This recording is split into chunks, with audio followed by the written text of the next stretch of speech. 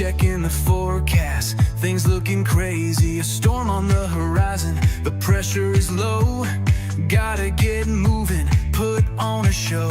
The news is all buzzing, state of alert, but we've got a plan, we're ready to work. Emergency Management Associates, we're here for the crisis, we're here for the fates. Got the first sign of trouble to the all clear sign. We're on the front lines, we're one of a kind. Emergency Management Associates, we're the calm in the chaos, we're opening gates, connecting the dots and making the calls. We're picking you up when you're starting to fall.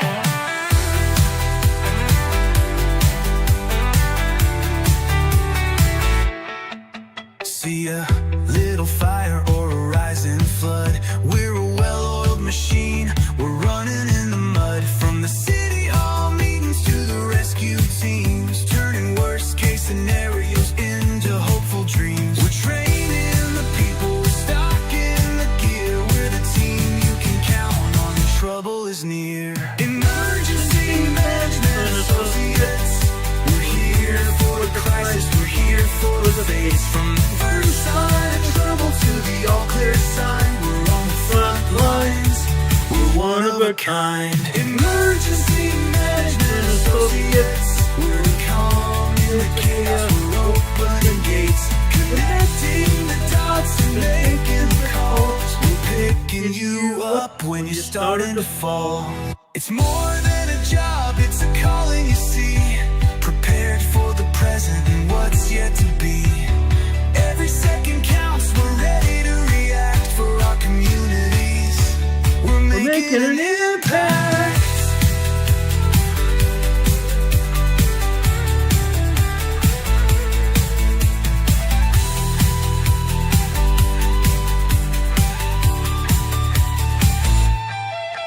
Emergency Management Associates, we're here for the crisis, we're here for the fates. From the first sign of trouble to the all clear sign, we're on the front lines, we're one of a kind.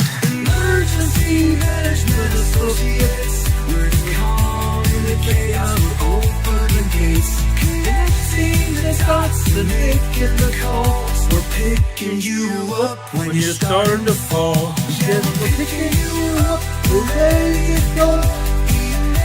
Let's get this show on the road.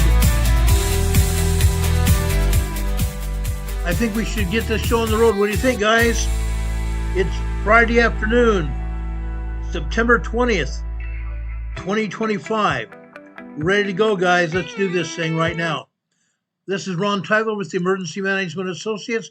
We're coming to you from the Erie Command, 392 miles west of Kitty Hawk Beach, North Carolina, guys. We're here for you 24/7 if need be.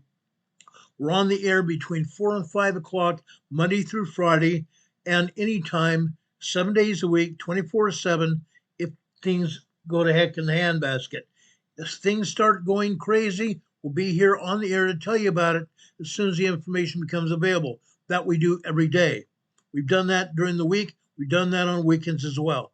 On weekends, we take the days off unless something happens. On Sunday afternoon, at approximately 12:30 in the afternoon, we come on the air with a Sunday school class called Come Follow Me, the Savior Said. That's a beautiful Sunday school class, guys. This is Palm Sunday. Be prepared to talk about Jesus Christ and also the beginning of Genesis, I believe chapter 45, if I'm not mistaken. Guys, we're here for you right now. The first thing I want to do is do something that we haven't done in quite some time. Okay? I want to talk about Chuck Norris. He has been a friend of ours for a very long time. A short time ago, last December, he lost his mother. His mother was over a centurion, over 100 years old when he lost his mother. Now, we have more information than that. Hold on just a second.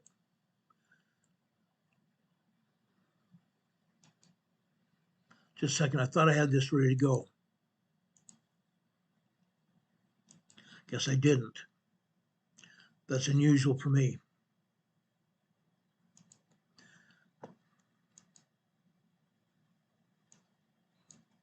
This is the Fox News presentation about Chuck Norris this morning. We're looking for big guys over 220 pounds who want to go from XL to M in 1 month with our Tai Chi plan. So now 10:30 in New York, and back in the breaking news, the family of Chuck Norris saying that the Walker Texas Ranger star has died at the age of 86.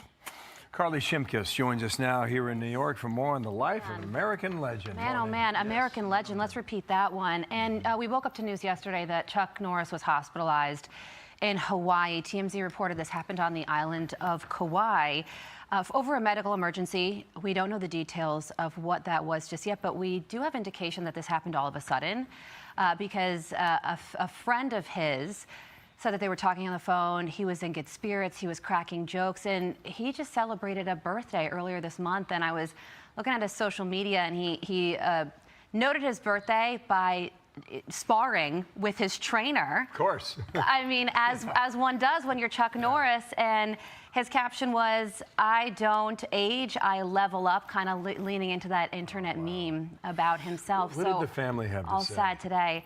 Well, they released a beautiful and lengthy statement, and we have it here if we could pull it up. They say, "It is with heavy hearts that our family share the sudden passing of our beloved Chuck Norris yesterday morning. While we would like to keep the circumstances private, please know that he was surrounded by his family and was at peace. To the world, he was a martial artist, actor, and a symbol of strength. To us, he was a devoted husband, a loving father and grandfather, an incredible brother, and the heart of our family. Wow. He lived his life with faith, purpose, and unwavering commitment to the people he loved. Through his work, discipline, and kindness, he inspired millions around the world and left a lasting impact on so many lives." I mean, just imagine those beautiful words. Clearly, as they say, the heart of the family. He had 5 children. And of course, Walker Texas Ranger was his main role that I think most people know about him in the movie world, but martial arts. I mean, he was a black belt in like 7 different types of martial art. Taekwondo, Brazilian Jiu-Jitsu, karate. What a career, what a guy. And there he is, a friend of Fox as well. It is hard to believe he was 86 because, you know, the family talks about him being a symbol of strength, and that, of course, live on through his family, his children, but also his movies. And he just seemed ageless. Yeah, he did. And, you know, I mentioned Walker Texas Ranger, but he did a bunch of different things. And there is one moment from him that I'd like to play right now. It's a good one from the movie Dodgeball. And look at how he handled this acting role. Their fate hangs on the thumb of our final judge. Thumbs up, average Joes can play. These 2 poppycock, you can let them do that? Thank you, Chuck Norris. Thank you, Peter. There you go. And he was so well respected, right? And we all know the things that we say about him, Chuck Norris and the jokes and all that, but his career went far beyond movies and the public persona that he had. He joined the Air Force as an air policeman in 1958, and that's where he started training in martial arts. He was stationed in South Korea. And then after he retired from the military, he wanted to become a police officer. So he applied in California and opened a martial arts studio. All that works, really right? into martial arts, and then he was in California, so guess what happened? Right. Hollywood came a-knocking. You're exactly right about 6-time undefeated karate champion. Yep. He was good at what he did, and I was just reading, he taught a lot of actors and actresses how to do this. Yes. And so they could use it for themselves and also in film. Exactly, because he had that unique ability of knowing how to do it on camera and then really know how to do it. So who would you want more than somebody like him to teach you how to throw some jabs and punches? Yeah. Yeah, so we're all an American icon, a great patriot. Here's a quote for you, Carly. I've seen a lot of anti-hero movies in which the lead was neither good nor bad. There was no one to root for. Right? So he takes that and he says, you can cheer for me. That's exactly it. And we did. And he is just somebody who, when you think about him and what he brought to the camera and the acting roles, I mean, you think about an American icon, you think of Chuck Norris. So he was a Christian, he was a conservative, and we celebrate his life today and going forward. Chuck Norris was 86. Yes, he was. Chuck Norris was 86, guys, a great man. I came to know him a very, very long time ago. A great man. Chuck Norris faced personal tragedy before his own death. Like I said, he lost his mother in December. Both his mother and his first wife he lost in the months leading up to his own passing. To the world, he was a martial artist, a symbol of strength. Literally a symbol of strength, guys. This man knew it all. He really did. He was a great man. Okay? Here he's posed with his family, his wife, Gina, and his two kids, Danielle on the left, and his son, oh gosh, now I can't even remember his son's name. I'll think of it in a minute. But he's posing with them right there. He was a martial artist. He was an actor. He was a brother. He was a father and a grandfather and a friend to millions, a symbol of strength across his country and around the world. Today, his family is enduring deep personal grief from his passing yesterday in Hawaii, possibly due in part even from the death of his mother and his first wife. Chuck Norris was born March 10th, 1940 in Ryan, Oklahoma. He lived to the ripe age of 86. Despite his long life, Norris's mother lived even longer. She was alive for more than a century. On December 6, 2024, she was born. Norris's mother, Wilma, died at 103 years old. At the time, the actor paid tribute to his mom with a touching Instagram tribute such as this. Wednesday morning, my brother Aaron and I, his wonderful mother, went home to be with Jesus. Our mom was a mom of unwavering faith, a beacon of light in our lives. Our love reflected God's grace. Growing up, her laughter filled our home with joy. Her hugs provided a sense of safety that we'll forever cherish. She had a remarkable way of making everyone feel special, often putting the needs of others before her own.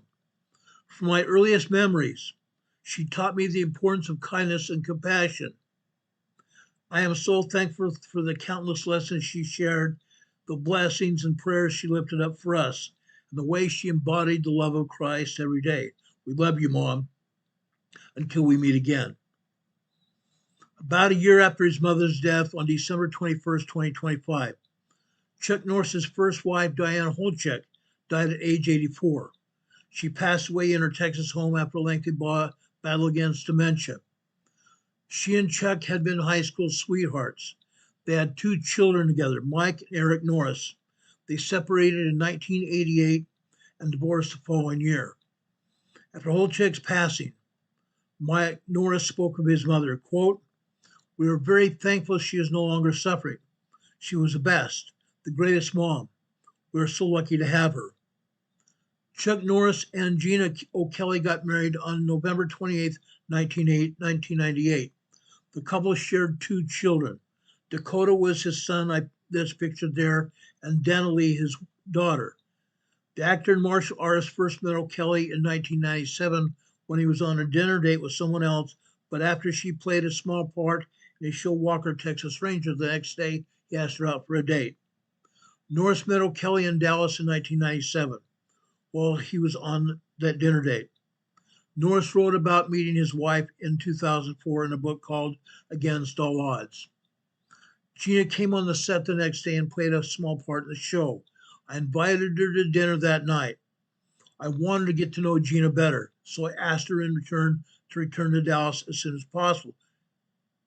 She came back a couple of weeks later. Our friendship grew into a dating relationship. Before long, I felt myself falling head over heels in love. A year later, the pair got married in 2001. They welcomed a set of twins, son Dakota and daughter Danilee. Dakota followed in his father's footsteps in martial arts as a 5th degree black belt in Chung Kuk Do. Unreal, 5th degree black belt. Gina is also the stepmother to Norris's 3 other children from previous relationships, Mike, Dina, and Erica Norris. Norris and O'Kelly spent their time together traveling, attending numerous public events alongside each other, and even appeared in a commercial together. You might have seen that on television. O'Kelly supported Norris in his philanthropy work, including serving as a co-chair for his nonprofit. Norris founded Drugs Out of America Foundation in 1990. Alongside O'Kelly, he renamed it Kickstart Kids in 2003. The total aim of the nonprofit is to empower youth through karate. And before his death, Norris and O'Kelly were co-chairs. Kickstart Kids, which is a truly fantastic organization that teaches martial arts and character development to kids, students. They reach more than 10,000 children. The breakthroughs they've seen worldwide mean the world to us, he said. In August 2022, he posted a snapshot of the pair together on Instagram with the caption, "Happy birthday, the most amazing woman that God ever blessed me with. Gina, I love you. More than words can even describe." Chuck and Gina have been married 27 years. Today, the Norris family confirmed his death with a post on Instagram and a message that described him as a most devoted husband and father. His wife, Gina O'Kelly, and 5 children from various relationships called out his faith, his purpose, and his unwavering commitment to the people he loved, adding that his work leaves behind a legacy that will inspire so many lives. His family said today, "It is with heavy hearts that our family shares the sudden passing of our beloved Chuck Norris yesterday morning. While we would like to keep the circumstances private, please know that he was surrounded by his family and was at peace. Our thoughts and prayers are with Chuck Norris's family, his friends and fans during this difficult time. God bless you, Chuck. We appreciate your life. We appreciate your devotedness to God and your family and to the people worldwide and the children that you love so much.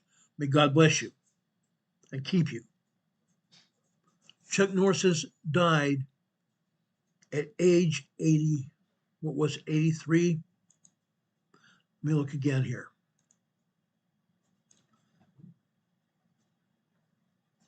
Died at age 86, I'm sorry. Age 86. Thank you, Chuck. We appreciate you so much.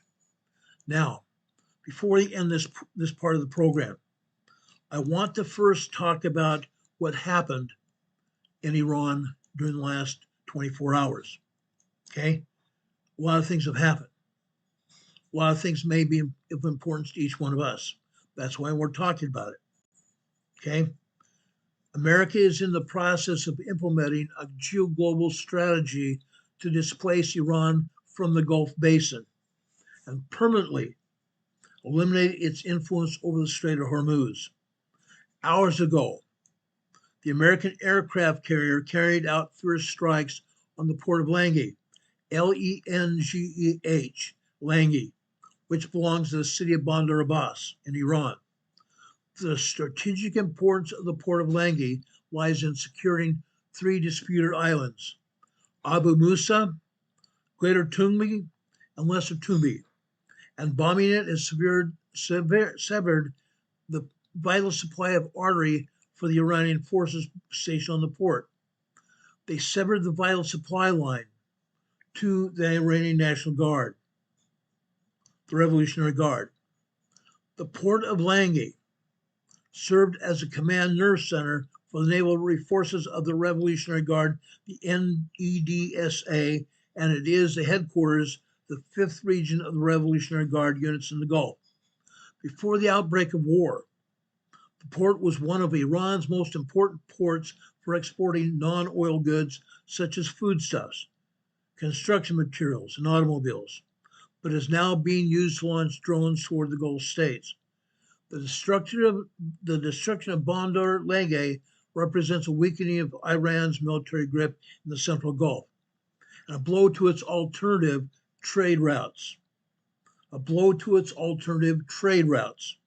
Now Iran is going to be left alone. Also, while heightening the Iranian anxiety over the 3 islands, especially after tensions with the UAE, the United Arab Emirates, stemming from the intense shelling that targeted commercial facilities and oil installations in Dubai, Sharjah, and Abu Dhabi, and Ras Al Khaimah. Meanwhile, Trump has ordered the deployment of U.S. Boxer carrier task force. U.S. Boxer was deployed and was headquartered at Naval Air Station North Island in San Diego. Together with the Boxer Carrier Group, the 11th Marine Expeditionary Unit is headed towards the Gulf. This is a clear deterrent message that the rules of engagement in Iran have changed. The rules of engagement in Iran have changed. U.S. forces continue to degrade the Iranian combat capabilities, and they're going to continue to do so by striking military targets deep within inside Iran. It's not a good night for some of the Islamic Republic's generals. Iran's Revolutionary Guard Mehdi Garashi, commander of the Isfahan Space Force, killed in a recent joint Israeli and U.S. strikes on the city's J industrial zone. Iran says the strikes damaged its space and missile capabilities. Now, the last part of this, the attack on the Air Force Base in Bandar Abbas, shrapnel, following successful interception of ballistic missiles in Israel. Okay? We stop that from happening. Okay? Iran can no longer launch missiles from those islands. They're not capable. Their capabilities have been destroyed in Iran. It's not going to continue. Okay? We want to put that information out because some of you have been very concerned about it. So have I. Wanted you guys to have that information. Now, I want to start off talking about the Pacific Northwest tonight. I want to start off by talking about the Pacific Northwest tonight. Why? I want to start off here by showing you a seismogram coming from Mount Rainier today. The top of this seismogram is showing activity from yesterday evening. Starting about 8 p.m. Look at this entire seismogram, guys. I'm going to pull it up for you so you can see the entire thing. Look at this. As we said, guys, this is the volcano rumbling. This is the volcano rumbling. Harmonic tremors. This is harmonic tremors, guys. Now, what is going on? I got off the phone late last night, with a friend of mine over there in Washington State. He was over west of Mount Rainier, looking at Mount Rainier. What he told me was chilling. Guys. This is important. Hold on to your baseball caps. You're going to want to hear this. Okay? Mount Rainier is moving. But you don't see a lot of it right now. Why? Because, guys, Mount Rainier is stationary. They used to feel Mount Rainier trembling west of Mount Rainier. They used to feel the ground moving. They used to feel hydraulic bumps in the ground where magma was being poured into the volcano from off the Pacific coast. Now it's quiet. The hydraulic pumping that people felt going into Mount Rainier has ceased. That's not a good sign. Okay? I just put up this seismogram called Emerald Ridge. Emerald Ridge is on the northwest side of Mount Rainier. Now, guys, this is troubling. Should be troubling. If Mount Rainier is getting ready to go, the ceasing of the hydraulic fluid pumps from the Pacific coast, from the magma channels off the Pacific coast into Mount Rainier, that has ceased. What we're going to see in the near future may be the possibility of Mount Rainier erupting.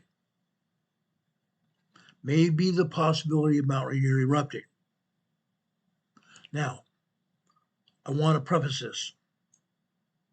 What's actually going to happen? At the time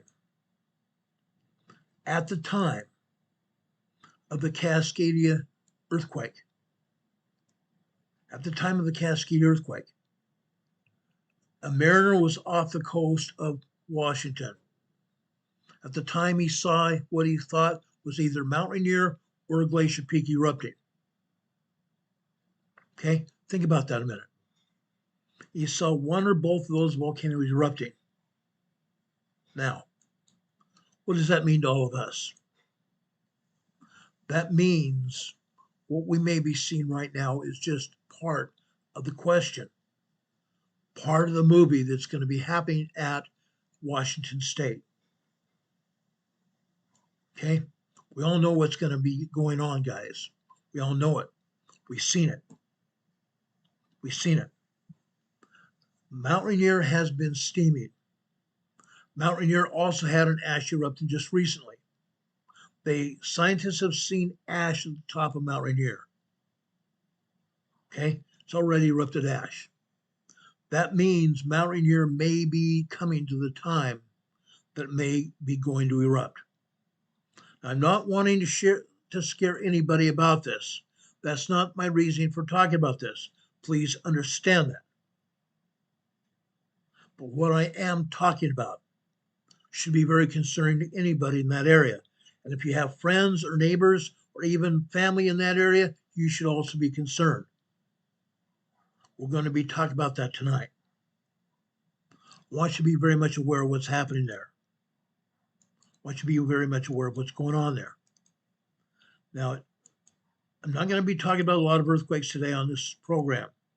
I am, however, going to be talking about Mount Rainier and Cascadia. Cascadia. As we've told you before,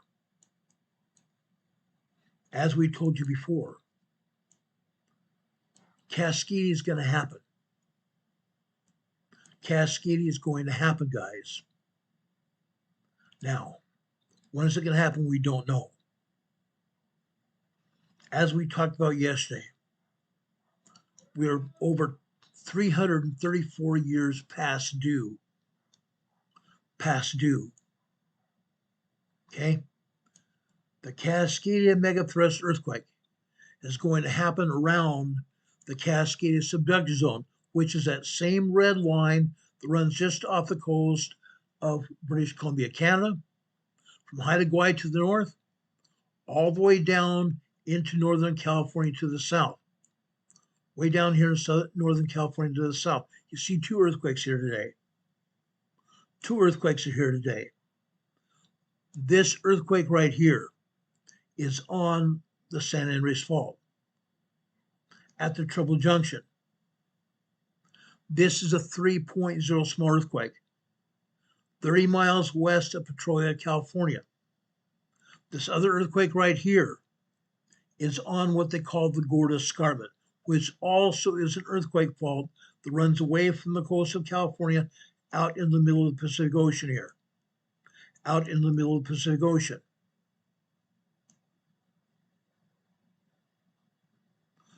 Look where the Gorda Escarpment runs, out here in the middle of the Pacific Ocean. Then it takes a turn to the north, and it goes up here to Kamchatka Peninsula.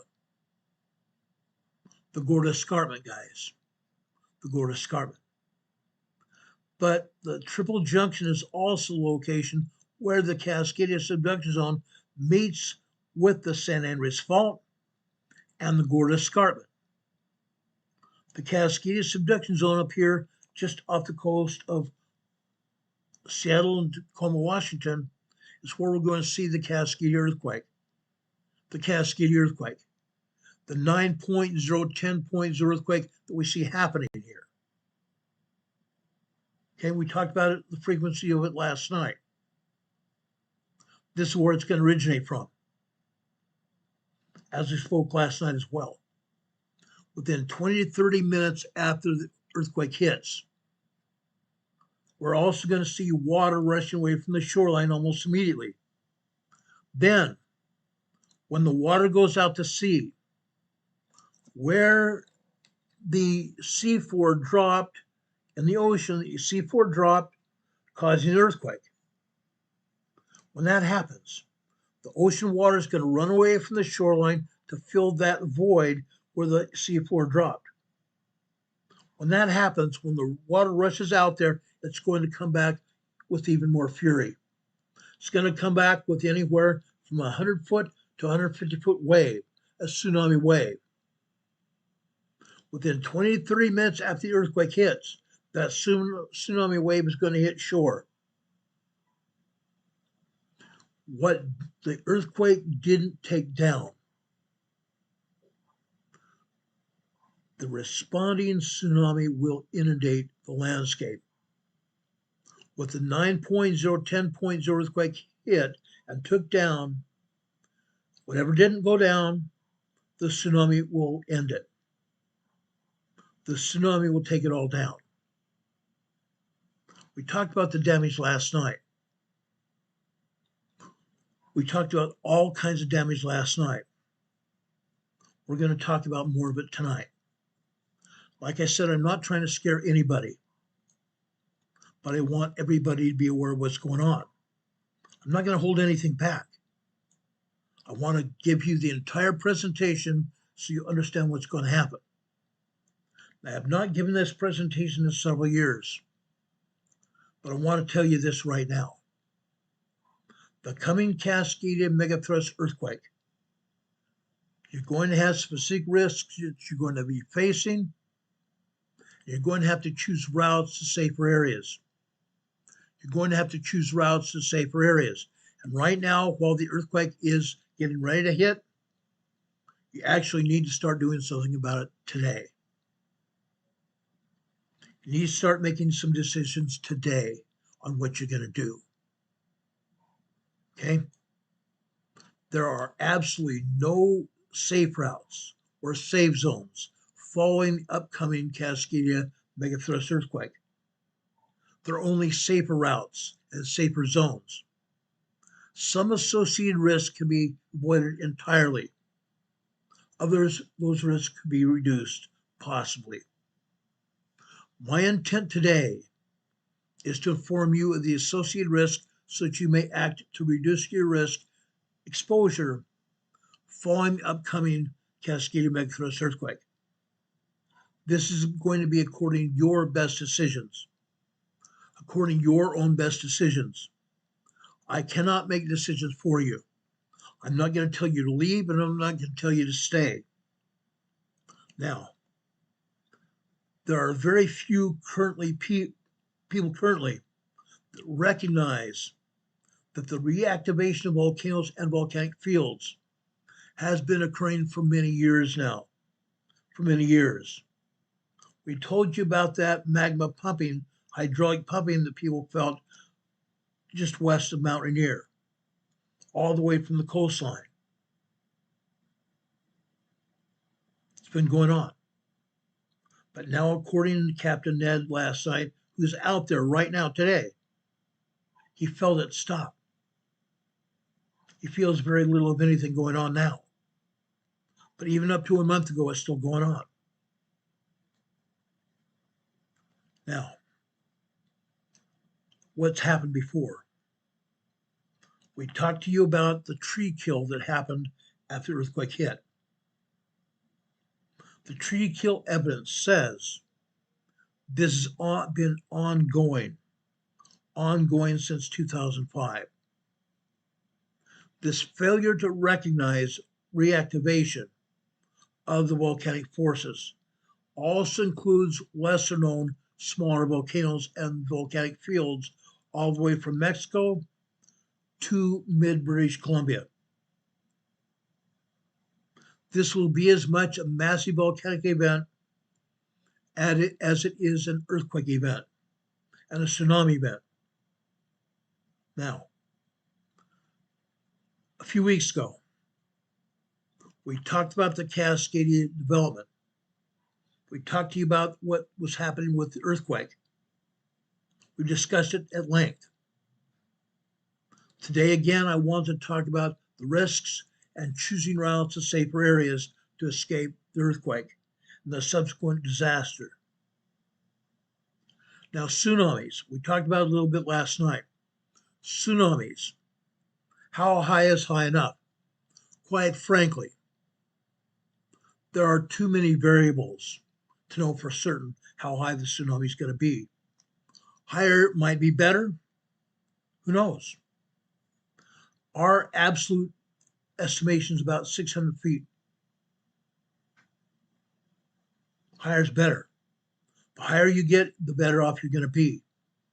Minimum of 600 feet high. Those towers that we spoke about last night, we showed you, are upwards of 1,000 feet high. Like I said, higher is better. Higher is better. The higher you get, you're going to be having the risk diminished and worst potentials diminished. For there is no absolute certainty how high the water is going to be. No one knows. No one knows how strong the Cascadia megathrust earthquake is going to be. We know it's going to be at least a 9.0 earthquake, upwards to and possibly including a 10.0 magnitude earthquake. There are no superquakes in the Cascadia earthquake history that come as an earthquake cluster as it ends. There is no history that shows an earthquake cluster when it ends. This has occurred in 2 out of 3 clusters in the last 10,000 years. 2 or 3 earthquake clusters in the last 10,000 years. The evidence says we are very likely at a cluster end this time right now. We are very well likely to be at a cluster end right now.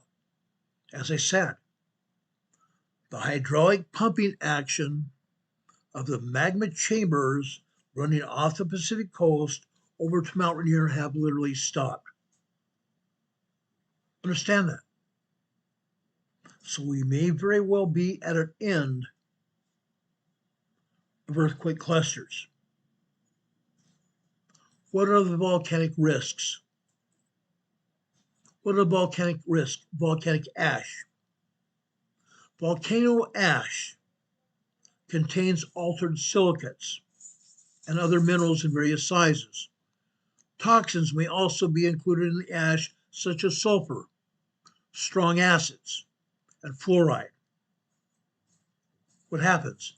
These particles, commonly coated with volcanic acids, are quite irritating to the eyes and lungs and even the skin. Now, if rain is involved, and you know darn well what happens in the Pacific Northwest, it rains a lot, doesn't it? What happens? If rain is involved, the acid is a direct skin irritant, and the risk to the eyes increases. We've talked about this point before. When this volcano erupts, you need to be wearing goggles. You need to be wearing goggles if you're going to be in that area at all. One should also be aware of the best respiratory protection. You need to be also wary of the best respiratory protection you can have, and it must be available to you almost immediately after the volcano erupts. You cannot expose yourselves. You cannot expose yourselves to ash more than is absolutely necessary. As we told you before, when we talked about ash over at Kilauea or over on the Big Island, ash can burn your skin, the acids can burn your skin, or the glass inside of the ash can even tear your skin to pieces, leaving huge gaps in skin and exposed raw meat in your body. If you inhale it, your respiratory tract will also be affected. The ash acids could eat at your respiratory tract, inside your body, inside your lungs. You can tear up the respiratory tract of your body with the glass and the ash, and tear up your lungs as well. Now, silicosis, let's talk silicosis for a minute here. Silicosis, this is not a concern regarding volcanic ash according to recent medical research. Presumably, this is because ash is such a strong irritant that is quickly expelled by coughing. At this present time, we cannot find any medical studies that conclude that freshly erupted ash will cause silicosis. Now, I leave you as a study, as a reference. Go on the internet and look up Gunnar Gudmundsson. Gunnar Gudmundsson, a Swede, has a study out on the internet. Watch that. Look at that. Now, we might experience respiratory exacerbation of any existing lung conditions. Your existing lung conditions could be exacerbated. That's the most common issue. Pre-existing lung conditions can be a huge issue. Okay? Hydrogen halides are strong acids that are emitted from volcanoes. And these often coat the ash. This makes volcanic ash a very strong respiratory irritant. Halides, hydrogen halides. Now, in an inescapable environment with heavy ashfall, without respiratory protection, respiratory failure could result. Respiratory failure could result. This is considered rare, as there are few accounts of large populations of people entrapped in heavy ash and heavy ash fall environments for significant time periods. There's not a lot of accounts about that. However, it is possible it could happen. Okay, if you're in an inescapable environment full of ashfall, there's a possibility for possible respiratory failure. But right now, there's few accounts of it happening. Volcanic ash is also an eye irritant, as we talked about a minute ago, due to not only the particulate material in the ash, but also the acids that commonly coat the ash. Prolonged exposure will lead to corneal abrasions, then conjunctivitis, and then if enough ash exposure has been had, it may cause irreparable damage.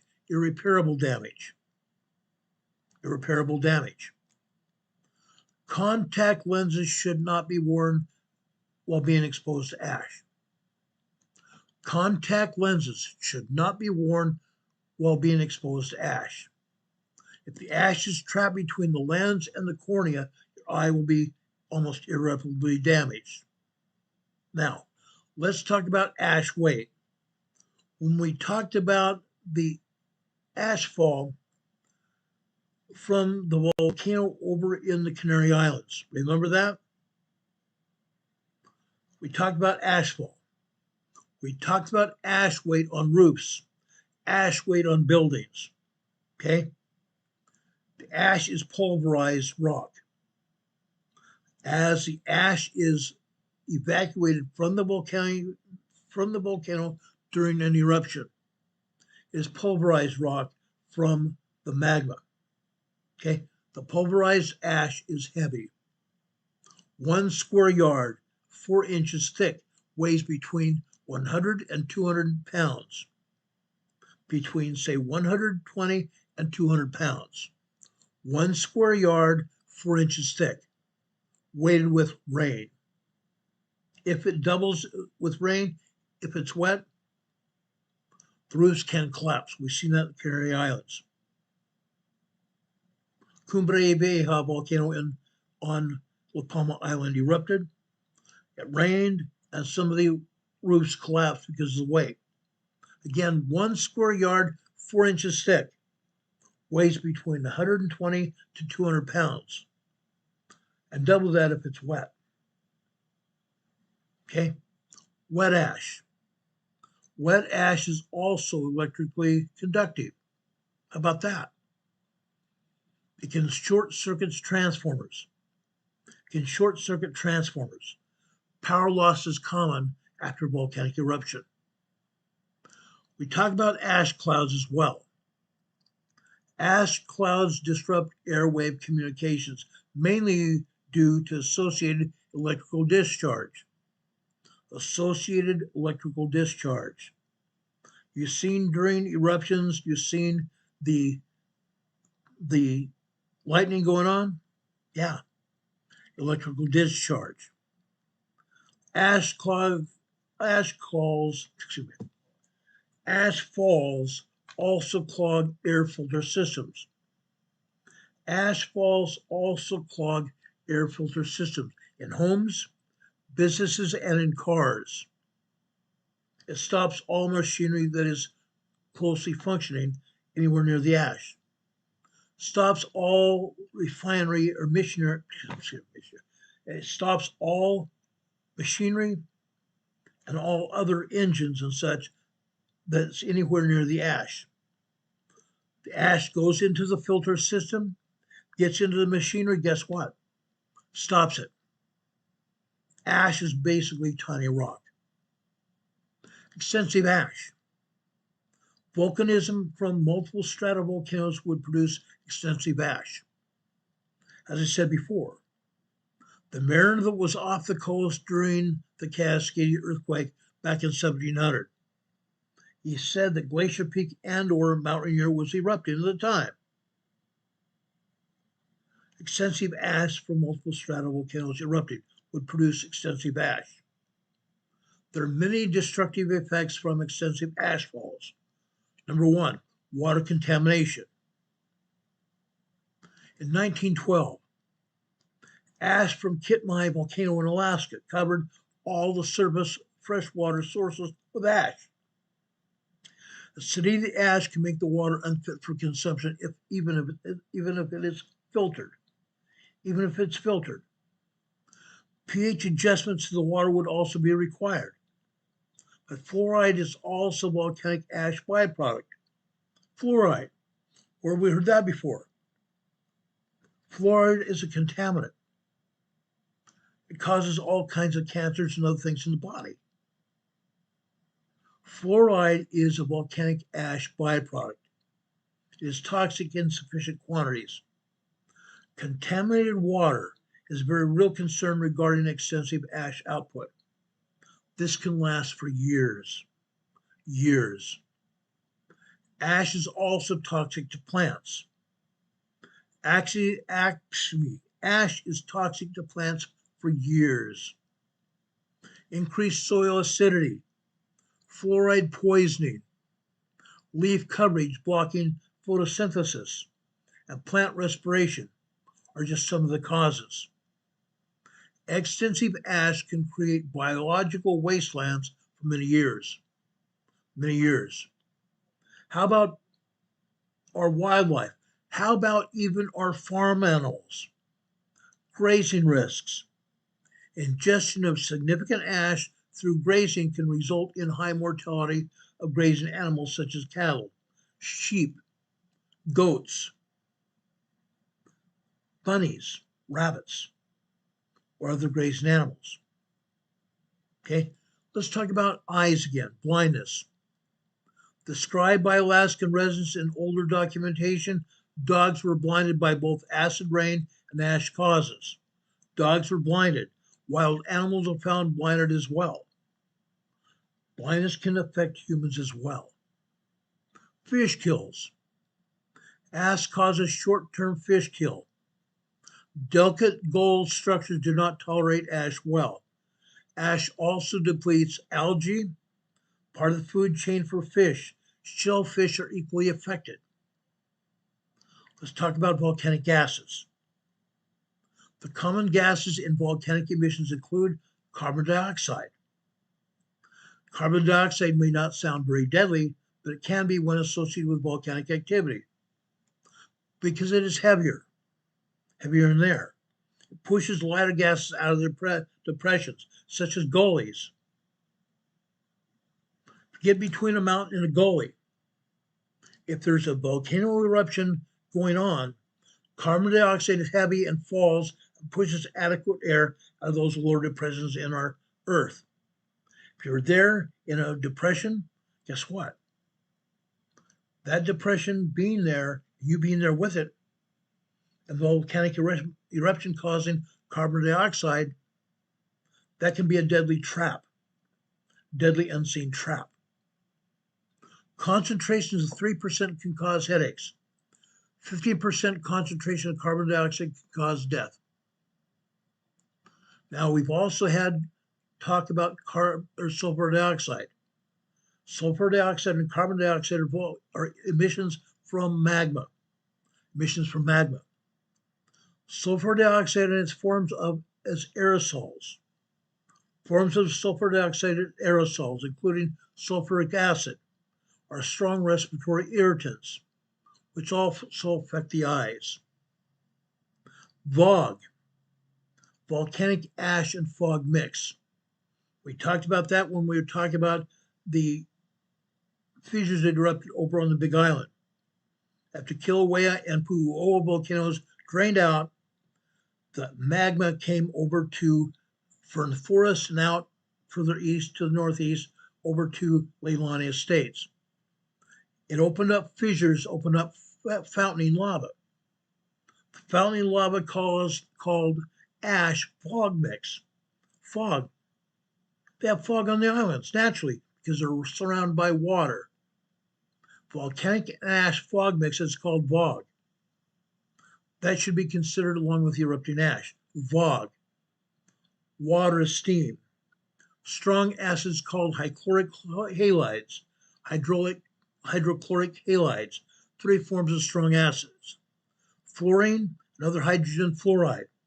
Some volcanoes produce higher levels of these. Let's talk about lower concentration gases may include hydrogen sulfide, carbon monoxide, carbon disulfide, carbon sulfide, hydrogen sulfide, chlorine, boron, methane, and mercury vapor. Remember that. Also, during the volcanic eruption, it can result in organic compounds being put out. Organic compounds. Gold, yes, gold is strangely enough part of volcanic eruptions. Gold. Okay, now let's talk about what happens after an eruption. Okay, now we had this happen during President Trump's first administration, right before he left the presidency. He was visiting Mount Rainier. Before he visited Mount Rainier had a lahar. Mount Rainier had a lahar on the northwest side of the volcano. At that point in time, I showed you a film showing an ice snow mix falling down from the upper part of Mount Rainier, falling down. It came down and took out trees and rock and other sand products, took them out and led them down over roadways, over streams and creeks flowing off Mount Rainier, causing a lahar. After that, President Trump ordered lahar sirens to be posted all around Mount Rainier. And before he left office, the first time, he went over and visited those Mount Rainier and saw and heard the sirens blast. Pyroclastic flows and lahars. Pyroclastic flows are associated with stratovolcanic eruptions. They're made up of superheated gases as hot as 1,300 degrees Fahrenheit. They contain not only ash, but large chunks of rocks and boulders and parts of trees, tree branches, and tree trunks. Those lahars travel at average speed of 62 miles per hour, but they can reach speeds of up to and including 430 miles per hour. How about that? Steep slope and eruption column collapses are 2 factors. Steep slopes and eruption columns and the eruption column collapse are 2 factors related to the speed of a pyroclastic flow. But they also create an air cushion beneath them. That's according to recent studies. Resistance is very low as a result. But the pyroclastic flows and the lahars are incredibly destructive. They can reach out 20 miles and more in some cases. They can also combine with melting snow, as we saw a few years ago at Mount Rainier. Melted snow and ice become a lahar when they come down from 500 feet in depth and travel over 30 miles is quite common. Okay? The melting snow and ice become a lahar and can be up to 500 feet in depth and travel over 30 miles quite commonly. At Mount Rainier before, in Mount Rainier National Park, they took out many roadways. They took out many creeks. They took out many parts of the park. Lahars can be formed alone from volcanic heating of snow, as we heard several years ago. We saw that ice and snowfall. That's because magma had reached up into the volcano and heated up the surface of the volcano. That's when the ice and snow collapsed. Okay? In rare instances, they can be caused by slope failures as well. Slope failures, okay? If the ice and snow is melting, it can cause the soil around the volcano to collapse. Soil collapse. The soil will, like sand, quicksand, fall down. Fall down. Slope failures. These carry trees, they carry boulders, as we saw about 8 years ago. And they carry everything else in its way as well. If there are humans there, they're going to unalive humans in the way. The lahars travel at speeds of 50 miles per hour plus, sometimes less, sometimes more. But the lahars are extremely destructive. Lahar flow distances vary within 30 miles being common, but the lahars have also been known to be 60 miles long. 60 miles long. That's huge. Let's talk about Mount Baker. During our talks about the Pacific Northwest, we frequently have talked about Mount Baker. Mount Baker is a volcano just north of the Canadian border. Mount Baker had an explosive eruption about 6,600 years ago, and also another one in 1843. There is no record of pyroclastic flow, however, around Mount Baker, but it has produced very large lahars that have stretched into Puget Sound. Large lahars from Mount Baker have stretched into Puget Sound. Some of the areas, such as Friday Harbor, where I personally have friends living, they're living on rock. They're living a lava flow from Mount Baker and also from Glacier Peak and also from Mount Rainier. Lava flows. Okay? Friday Harbor. All that area of the Puget Sound. Anybody living there is living on a lava field. Okay? Mount Baker has produced very large lahars that have been stretched into Puget Sound. One lahar was 300 feet deep near Mount Baker, 25 feet deep 30 miles away. There are approximately 100,000 Washington state residents living directly atop old Mount Baker lahars. Approximately 100,000 people live in Washington state living on top of lahars from Mount Baker. Let's talk about Glacier Peak. Glacier Peak is less well known, as Glacier Peak has erupted only 6 times in the last 14,000 years. 2 of the eruptions from Glacier Peak are 5 times larger than Mount St. Helens. 5 times larger than Mount St. Helens. These past eruptions have produced lahars, tephra deposits, ash, pyroclastic flows, and lahars also reach Puget Sound. Homes again are sitting on lahars, pyroclastic flows, lava flows from Glacier Peak. Mount Rainier. There is geologic evidence of 30 to 40 pyroclastic flows from Mount Rainier over the past 5,600 years. Rainier normally holds more than a cubic mile of ice. More than a cubic mile of ice. These often join to form lahars, as we spoke about before. Large lahars have reached Puget Sound every 500 to 1,000 years. They've been recorded travel distance of 60 miles and have been as deep as 484 feet.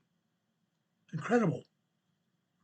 Can you imagine a lahar 484 feet deep? Magma, or I'm sorry, not magma, lava, 484 feet deep. During the Cascadia megathrust earthquake, Mount Rainier is likely to produce a massive pyroclastic flow more or less as a lahar again. More or less as a lahar again. Meanwhile, over 200,000 Washington residents live directly on past lahars from Mount Rainier. 200,000 residents live on lahars, lava fields from Mount Rainier. Let's talk about Mount Adams, east of Mount St. Helens. Mount Adams. Rarely does this volcano produce a pyroclastic flow. Rarely. Let's go over here and zoom in on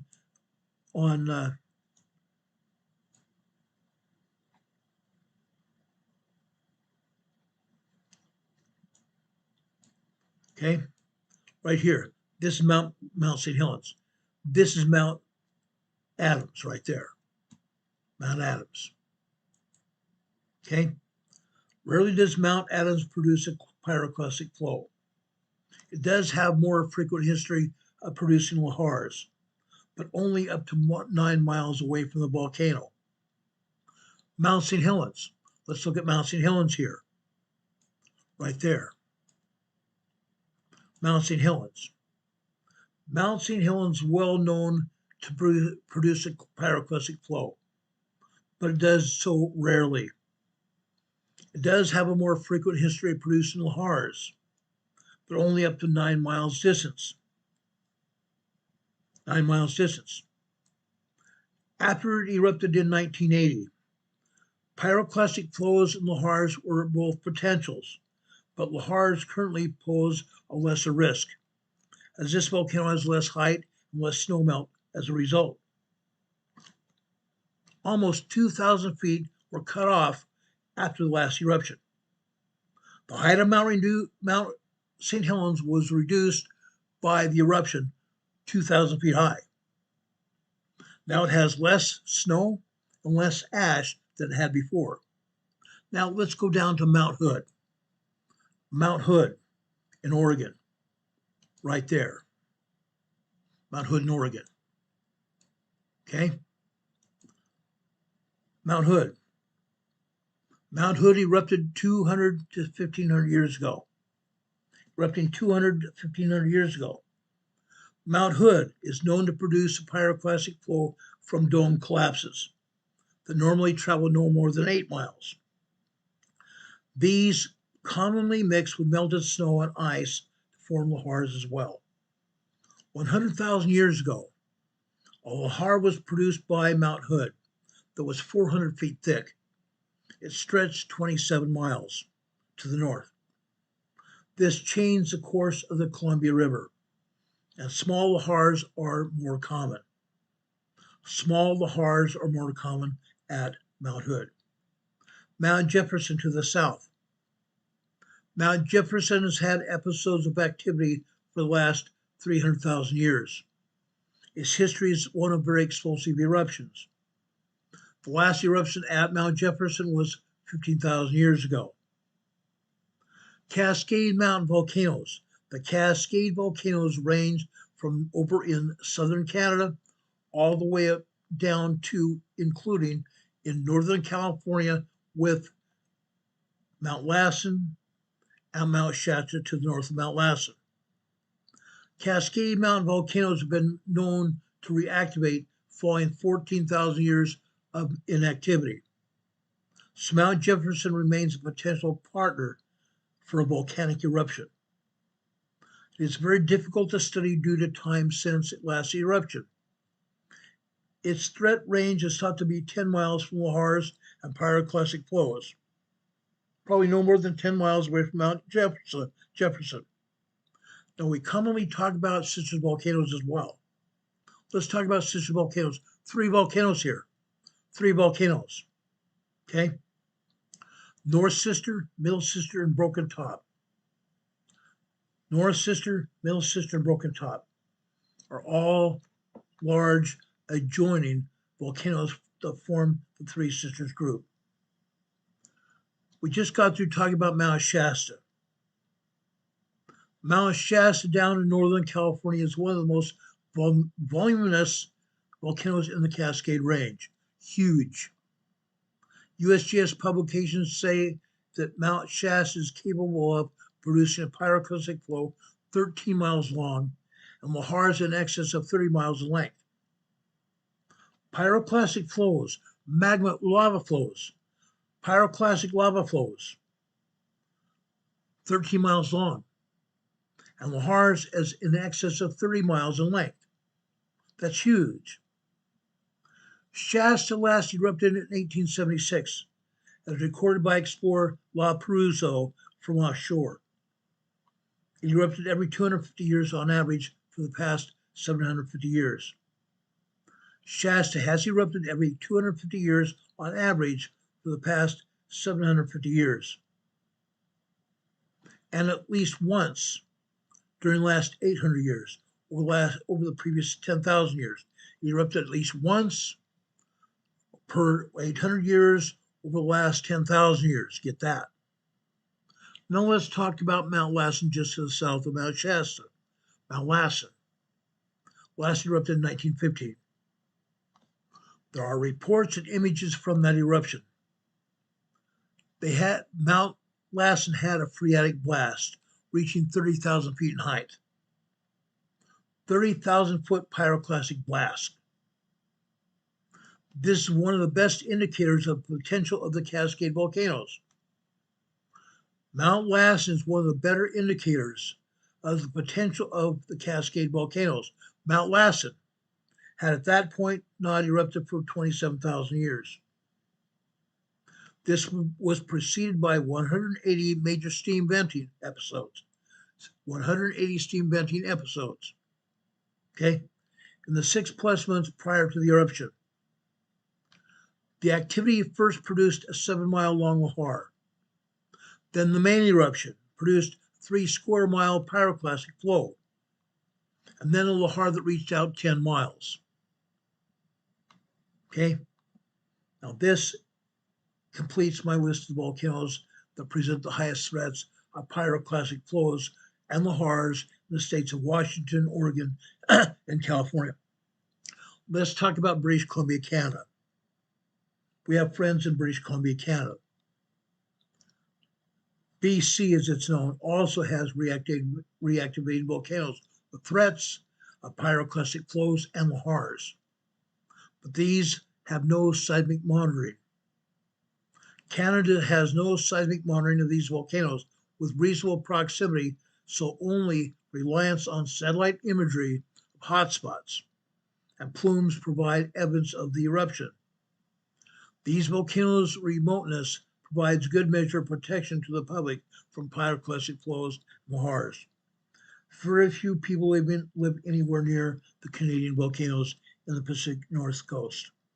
Okay, let's talk about Alaska now. We talk about Alaska frequently. Alaska also has many active volcanoes, 62 of them. Many volcanoes, and some that are becoming more active as of late. Mount Redoubt is one. Sitka volcano is another. Shishaldin is another.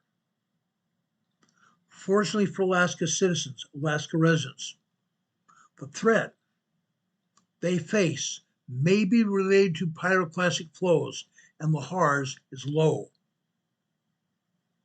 The threat they face may be low from pyroclastic flows and lahars due to the remoteness of the volcanoes there. Due to the remoteness of the volcanoes, there are very few people who live anywhere near those volcanoes. Now, let's talk about reactivating volcanoes and volcanic fields. California. All the monitored volcano activities in California show reactivation signatures. All the volcanic areas in California show reactivation signatures. Salton Sea we talk about frequently, almost once a week, if not more. and from the Salton Sea border to the North Garlock Fault. That area has magma infill signatures from the Salton Sea, the Salton Butte volcano up to the Garlock Fault. Has magma infill signatures. There are volcanoes throughout that area. Now, one of the most active volcanic seismic sites is Bombay Beach. Bombay Beach is a very active seismic site on the eastern shore of the Salton Sea. We've shown you this before. It appears that the Salton Sea itself is a lake-filled caldera. The Salton Sea itself is a lake-filled caldera. The lake-filled caldera causes massive stratospheric eruptions. Massive stratospheric eruptions going up 75, 85,000 feet above sea level.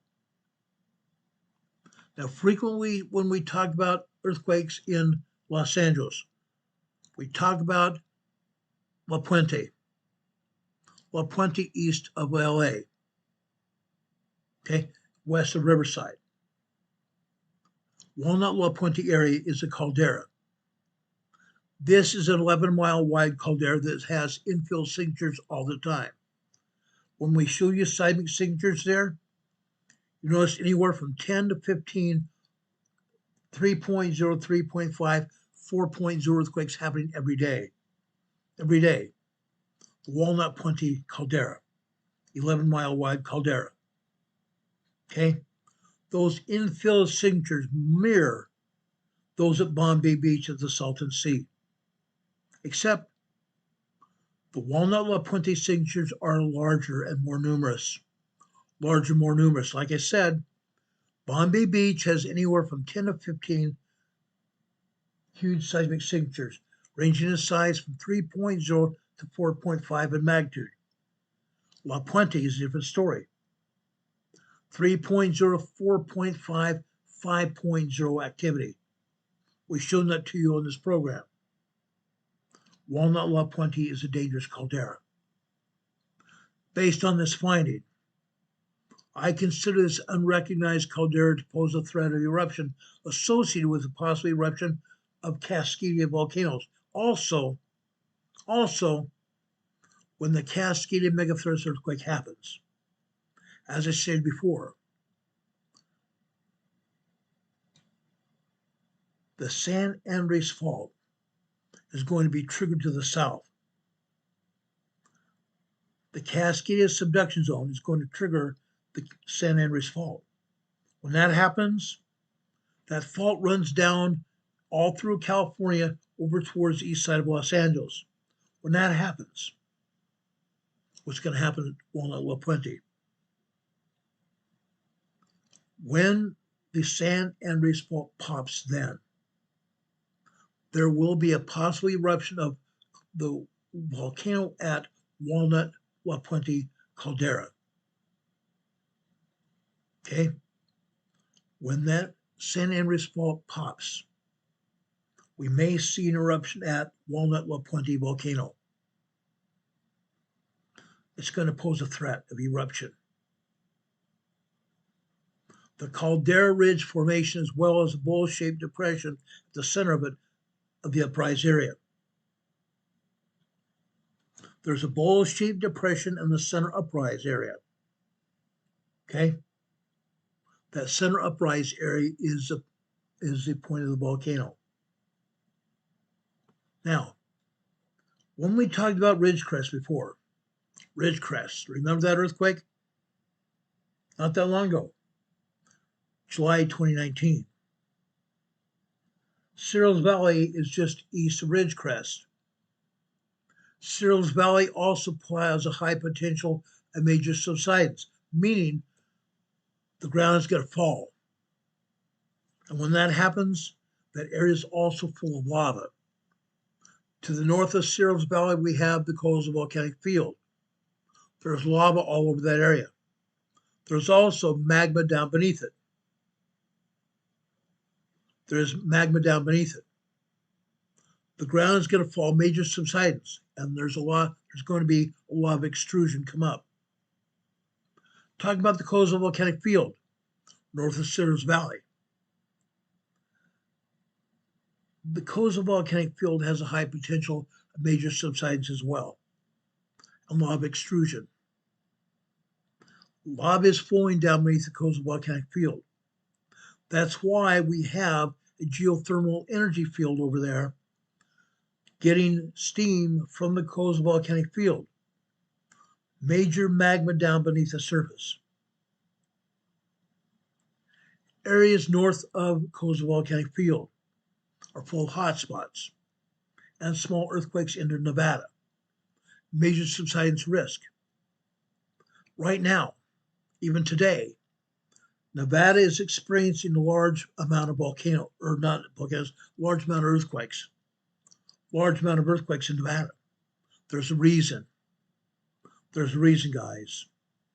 Nevada's also full of magma down beneath the valley, down beneath the volcanic floor, down beneath the desert floor as well. Nevada has a lot of volcanoes. Let's talk about Mono Lake and Inyo Lake volcanic fields.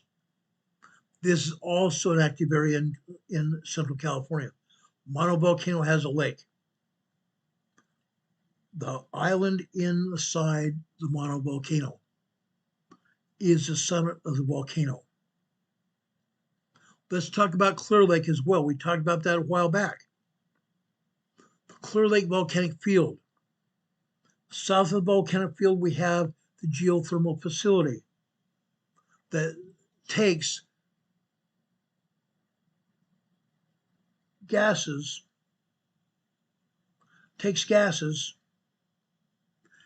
heated steam from the Clear Lake volcano to power turbines in the geysers field to generate electricity, doesn't it?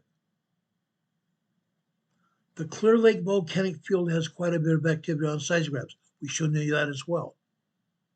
Now, I would expect it to have also flows out from the volcano, even possibly a large blast eruption. The possibility of a large blast eruption. But I would think right now, considering what we know, I don't believe the Clear Lake volcano is going to have huge blasts. I don't believe it.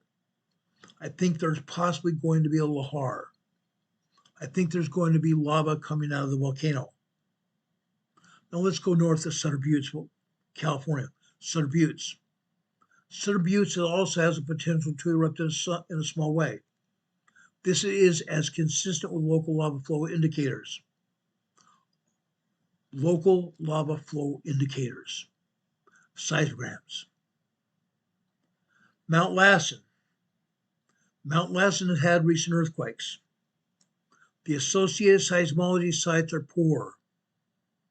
Mount Lassen has major tree kills around the river, not the river, but Raker Peak. We see these on Google Earth. Look around these volcanoes, guys, you're going to see tree kill. Why? Because of carbon dioxide gases and sulfur dioxide gases coming from the magma beneath the volcano, beneath the ground. All kinds of tree kills happening because of the volcano. Now, Mount Lassen is an area of approximately 90 square miles. Okay? In my research using Google Earth, I back-checked the dates of the beginning of the tree kill there. I found the tree kill to beginning about 2013. 2013. Now that means what? What does it mean? Now we are in 2016. 13 years later, more and more tree kill. More and more carbon dioxide and sulfur dioxide gas escaping from Mount Lassen. This is an additional way to date the earliest stage of magma influx into the volcano. This is a way to mandate or date the earliest stage of magma influx into the volcano. To use tree kill chronology.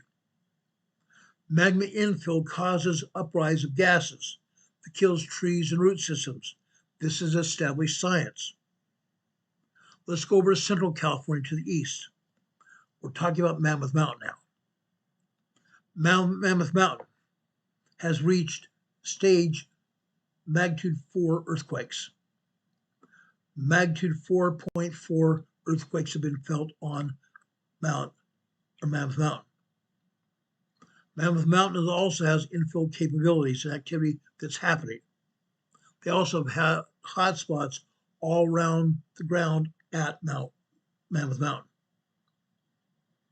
Mammoth Mountain being a stratovolcano, it's very possible there may be a stratospheric eruption at Mammoth Mountain. Stratospheric eruption from anywhere from 65 to 85,000 feet high. Talking about Mount Shasta again. Mount Shasta has the potential for a stratospheric eruption as well. Satellite imagery has shown major venting episodes from Mount Shasta. Whale back north of Mount Shasta is tree kill. Whale back north of Mount Shasta has tree kill as well. We checked that imagery dating back to 2009. That's incredible, huh? It truly is. Can you talk about 17 years of tree kill already at Mount Shasta? East of Mammoth Mountain, we have Long Valley Volcano, a super volcano. All I can say is this: I sincerely hope not, because Long Valley Volcano is massive. Most of the activity at Long Valley Volcano has been at Mammoth Mountain, which is associated with Long Valley. Most of the volcanic activity so far has been west of Long Valley at Mammoth Mountain, but not all of it. Not all of it. There has also been substantial activity at Long Valley Volcano, and if it goes, look out. Because Long Valley is, one, a supervolcano, and it is massive. Now, occasionally we've talked about Pyramid Lake in Northern California. Pyramid Lake. Pyramid Lake in Northern California is associated with what? The Walker Lane Fault to the south. The Walker Lane Fault stretches from Pyramid Lake all the way down into the Gulf of California and Mexico. Pyramid Lake also has associated volcanic features. Pyramid Lake has also been very active with small earthquakes, small and minor earthquakes and tremors. Pyramid Lake. Now, unnamed cinder cones. There are unnamed cinder cones all over California and Nevada. Volcanic ridges, small lake-filled calderas that are unnamed in the East Sierra Nevadas and around Mount Shasta. They also have potential of lava explosions.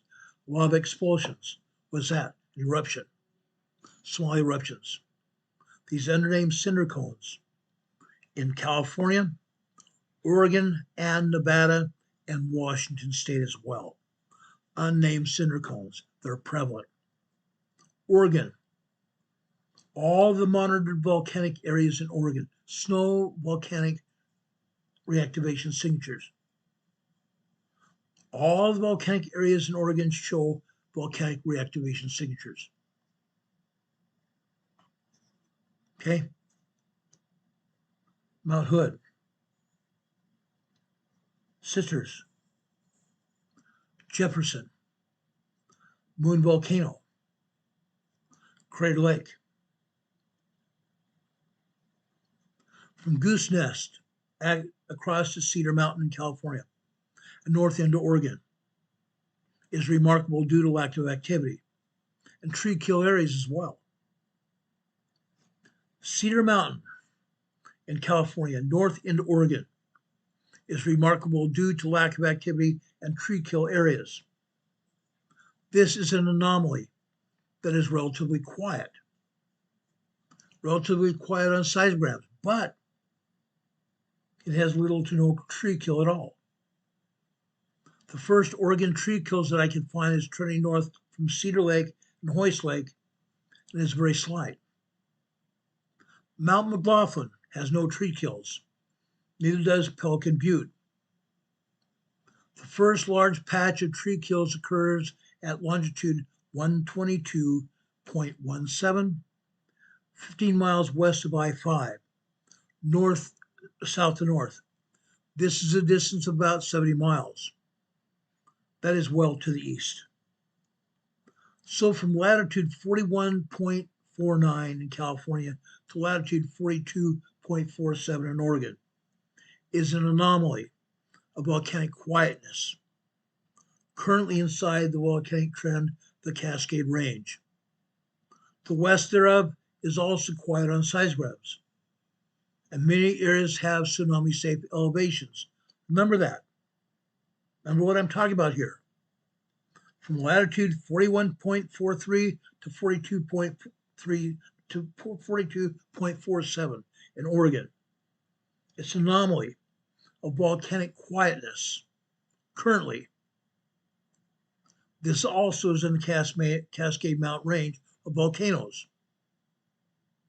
The west thereof is very quiet also. Many areas there is also tsunami safe. Crater Lake, with between 1.25 and 1.5 cubic miles of water in the caldera itself. Stratospheric eruption is likely. We talked about this before. When that hot lava hits that cold water of Crater Lake, it's an alpine lake, a very high alpine lake. When that hot lava going from 1,500, 2,500 degrees hits that cold water, it's going to result in a stratospheric eruption. Crater Lake is associated with a volcanic field that is roughly 25 miles wide, 35 miles long. Within this field are 7 cinder cones, 2 caldera formations. Diamond Lake in a caldera, with Mount Bailey on one side and Mount Thielsen and Mount Holyoke on the other. Due east of Mount Bailey, there are large patches of complete tree kill-off. Large patches of tree kill-off. Again, gases, sulfur dioxide and carbon dioxide gases from magma beneath. Now we back-checked that imagery. That tree kill ranges back to 2011 and 2012. Large tree kill, guys. That means that is a wide volcanic area that is active. Frequently in our reports, every week we talk about Newberry Volcano. Newberry Volcano also has lake-filled and stratospheric eruptions that are possible in that area. Newberry Volcanic Field connects to the Crater Lake Volcanic Field. It's also littered with cinder cones, lava expulsions from buttes and cones and small calderas. Some with lakes. Newberry Volcanic Field also continues all the way to Citrus volcanoes. 3 volcanoes there. This area is also roughly 60 by 75 miles in diameter. There are many other smaller volcanoes there as well. We talk about Citrus again. 3 volcanoes, monitored by 1 seismograph, which is ridiculous. Those 3 volcanoes show reactivation signatures. Satellite imagery has shown major venting episodes from Citrus volcanoes. These are very large tree kill areas with onset of 2005. Onset of tree kill around 2005. Mount Bachelor or Moon Volcano is also in close proximity south of Sisters. It has a decent sized volcano there. Now again, USPS and also the Pacific Northwest Seismic Network have not always been showing activity at Bachelor or what they call Moon Volcano. Why? Because again, they don't want anybody to know what's going on. Now, we don't often talk about Mount Washington. Let's briefly talk about Washington right now. Mount Washington is large enough to be mentioned, just north of Sisters, between active volcanoes. Mount Washington is surrounded by a crescent area of tree kill, The belt averages approximately 1.7 miles in width, and the diameter of the crescent is about 5 miles long. The tree kill onset around Mount Washington started about 2012. Now, I do not have access to seismograms from Mount Washington. They don't exist. The Pacific Northwest Seismic Network doesn't want to show those seismograms at all. Okay? Now let's talk about Black Crater. We don't often refer to Black Crater, Black Butte, or even Belknap Crater very often, or Hayrick Butte. Black Crater is worth mentioning only related to the tree kills around Black Crater, which began around 2006. Black Butte, Belknap Crater, Hayrick Butte. Those of you who live in Oregon know what I'm talking about. Even Laura, my friend Laura and John, they live in this area. The calderas of Square Lake, Booth Lake, Little Lake, Blue Lake, Sutter Lake, Round Lake, Benson Lake, and the 30 more cinder cones in that area. And numerous calderas that stretch from Sisters to Mount Jefferson have no monitoring. They have no monitoring available. But those buttes, craters, calderas are reactivating both north and south of the area. Those calderas, those cones and craters show signs of reactivation. There are many areas of tree kills all through the volcanic features there. The tree kills act to confirm this potential. If you look over on Google Earth with the tree kills, you can see trees lying on the sides, black, tree kills. They confirm this potential. Mount Jefferson again. There's also no very near monitoring we can access Mount Jefferson from. The closest site is 18 miles away, which is quite active periodically. There are thousands of acres of tree kills around Mount Jefferson, extending out from the base of Mount Jefferson out to the south, east, and north. 2004 was the onset of this tree kill around Mount Jefferson. Ongoing. 22 years of tree kill. The tree kill around Mount Jefferson continues to expand. Much of it is now dead standing wood or on the outskirts of the area. Now, we don't talk very often about 3 Mile Caldera. That is what they call it. It has no name that I found. It has an average diameter around it. It's full of tree kills. The average diameter is 1.5 miles east of Mount Jefferson. Now, I note the imagery date for this is 2016, 10 years ago. Now, it's only sparse white foliage that remains in that area. Sparse white foliage. They're still on the standing trees. The whole area is dead around it. This area of tree kills began about 2012. North of Mount Jefferson, the north and south area of Oalie Butte, O-A-L-I-L-I-E Butte, O-A-L-L-I-E Butte, O-A-L-L-I-E Butte, and Schreiner Peak to the west have associated tree kills, about 32 square miles in total. This is an area of concern because this is north there to Mount Hood. North of there to Mount Hood. This is going to be less of an issue than tree kill areas that are sparse and very small. Mount Hood itself. Mount Hood has been very active with infill lately. A lot of magma infill. There are hot spots around the volcano. Multiple major venting episodes caught by satellite imagery. Mount Hood. Multiple major venting episodes caught by satellite imagery. The base of Mount Hood has extensive tree kills to the south, east, and north. Tom, Dick, and Harry Mountain is also active beside Mount Hood. On PNSN. PNSN rarely shows any activity at Tom, Dick, and Harry, but it is there. know that it is there. Again, USGS and PNSN is not doing anything to show much activity anymore. Up until 3 years ago, we could see all kinds of tree activity, seismic activity at Tom, Dick, and Harry. Now they're not showing it. In Washington State, let's go back to Mount Adams to the south. Mount Adams has had infill signatures, noting magma entering the volcano. Hotspots, major venting episodes as well on satellite.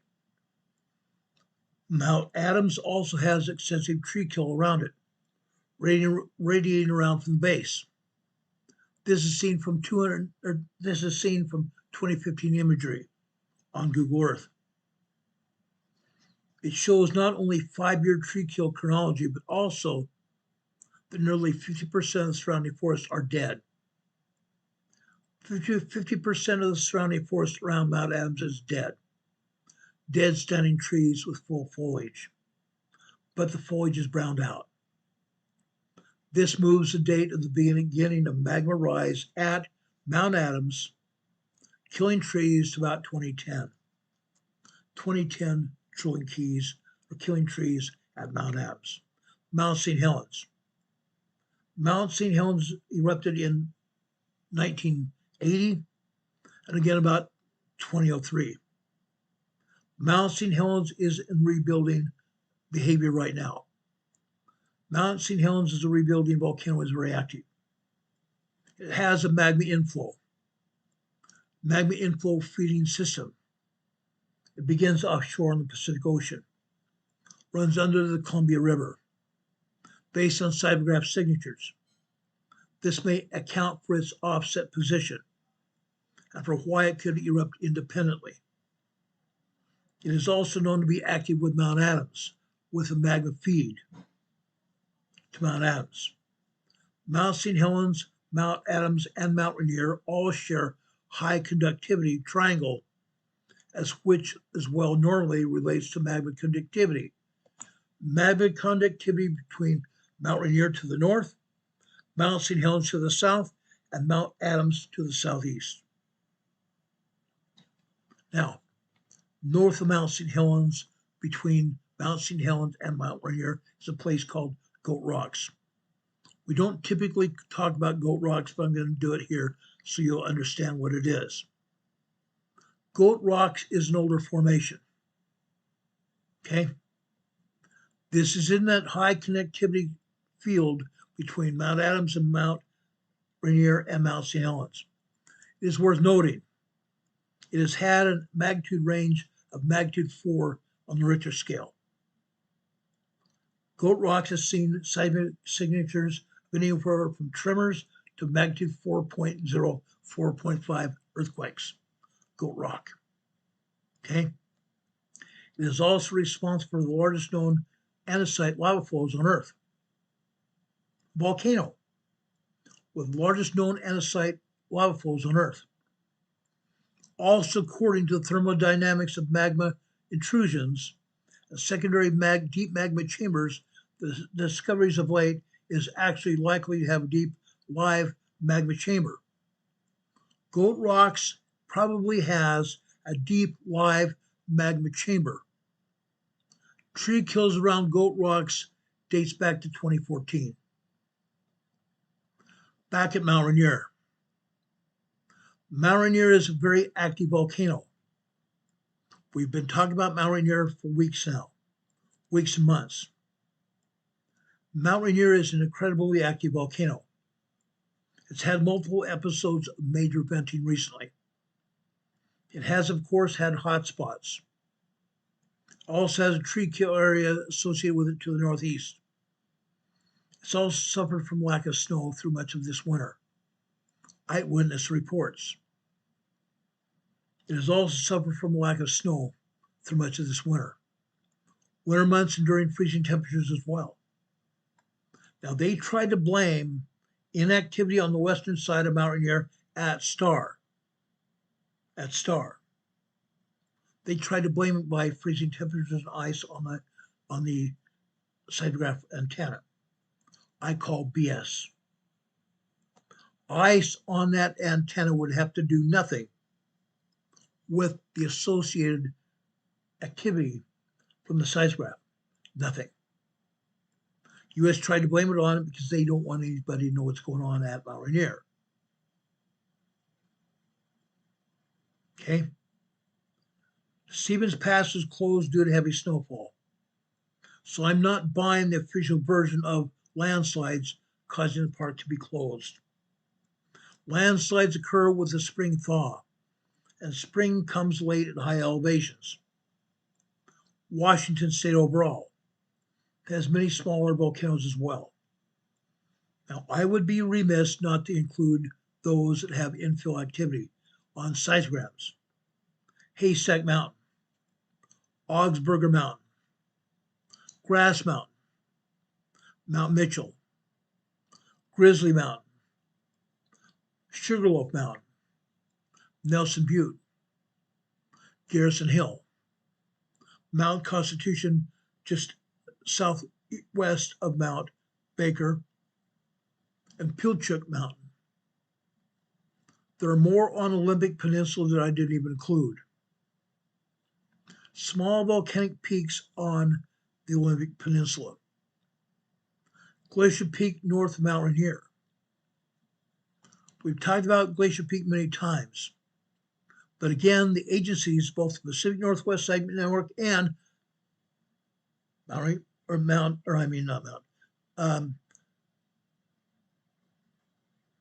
USGS, don't actually put out much information because they don't want us to know what's going on at Glacier Peak. Rarely do we ever get a full seismograph from Glacier Peak. They're hiding the information. Glacier Peak is infilling, but it's not nearly at the level of Mount Baker, not nearly at the level of Mount Rainier, or even Mount St. Helens or Mount Hood, Sisters, Mount Shasta, Mammoth Mountain, or the Walnut La Puente Caldera, or Salton Sea in California. But Glacier Peak is infilling. Glacier Peak is having earthquakes. Glacier Peak is an active volcano. Again, out Mount Baker to the north, just south of Canada. Mount Baker is extremely active. Don't let anybody fool you. Mount Baker is experiencing major venting episodes. Mount Baker is very high activity on seismograms. Even though many times lately, the PNSN is not showing activity, it is happening. USGS never shows activity at Mount Baker at all. Never. Now, there are also other known risks. I want to talk about other known risks right now. We need to understand them because they're there. These known risks can affect each one of us. Let's talk about this. Nuclear power plants. The San Onofre nuclear power plant northeast of San Diego County is still hot. It's decommissioned, but it's still hot. Don't let anybody in California, even the Nuclear Regulatory Commission, tell you it's not hot, but it is. Should California be involved in a Cascadia megathrust earthquake system? It's very likely. Very likely. Because again, once Cascadia goes, it's going to trigger the San Andreas to the south. Then all the way down through California, all the way to northern Mexico. Should San Onofre be involved in that Cascadia event?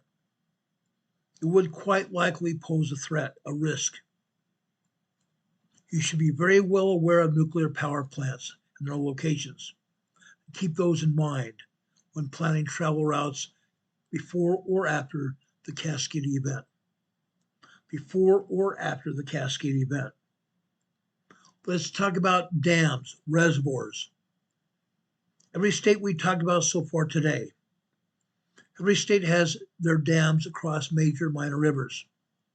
These dams are at great risk of failure. These dams are at great risk of failure during the Cascadia megathrust earthquake event.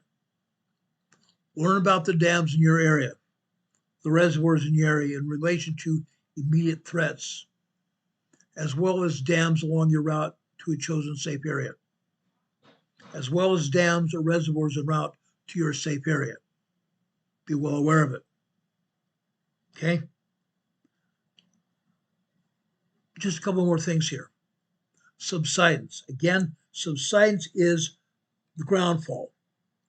Ground fall due to either gas being pumped out of the ground, gas and oil being pumped out of the ground, or magma erupting, causing subsidence ground fall. Okay? Subsidence, ground level loss, ground height level loss is likely to be much greater than the public would be expecting during a Cascadia event. Crustal erosion potential are very high, related to 25 years of crustal thickness erosion by magma influx. 25 years of crustal thickness erosion by magma influx into the volcanoes. Think about it. Think about it. Whenever we've had magma infill, the magma is causing earthquakes en route to the volcano and inside the volcanic chamber.